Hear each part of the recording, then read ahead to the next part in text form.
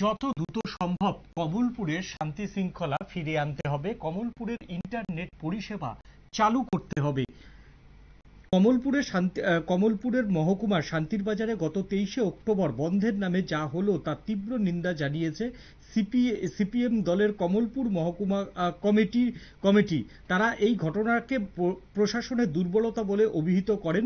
মহকুমা সম্পাদক অমর ভট্টাচার্য জানান যে প্রশাসন আগে যদি থাকতো তাহলে এত বড় ঘটনা ঘটতো না, এবং যেভাবে দোকান ভাঙচুর, সামগ্রী লুট, গাড়িতে আগুন দেওয়ার মতো ঘটনা ঘটেছে তার জন্য প্রত্যক্ষভাবে তারা পুলিশকেই দায়ী করেছে, এবং বামেদের অভিযোগ পুলিশের সামনেই ঘটনাটা ঘটেছে, যা কোনোভাবেই মানা যায় না।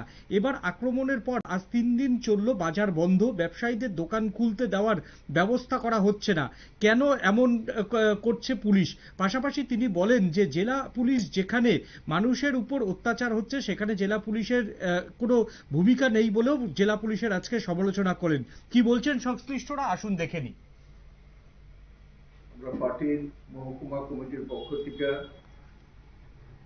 প্রেস মিডিয়া, প্রিন্ট মিডিয়া আজকে আমরা যে আহ্বান জানাচ্ছি, আপনারা উপস্থিত হওয়াতে আপনাদেরকে অভিনন্দন। আমরা আজকে গত 23 তারিখ শান্তিবাজারে যে অপ্রীতিকর ঘটনা, তার পরিপ্রেক্ষিতেই আমরা অপেক্ষা করছি 2-3 দিন যে প্রশাসনিক যে ব্যবস্থা গ্রহণ করার কথা ছিল, সেখানে প্রশাসন কোনো ব্যবস্থা গ্রহণ করছে না। তার জন্যই আমরা আজকে কিছু পয়েন্টের উপরে আমরা সেখানে আপনাদের মাধ্যমে আমরা সেই বার্তা পৌঁছাতে চাই।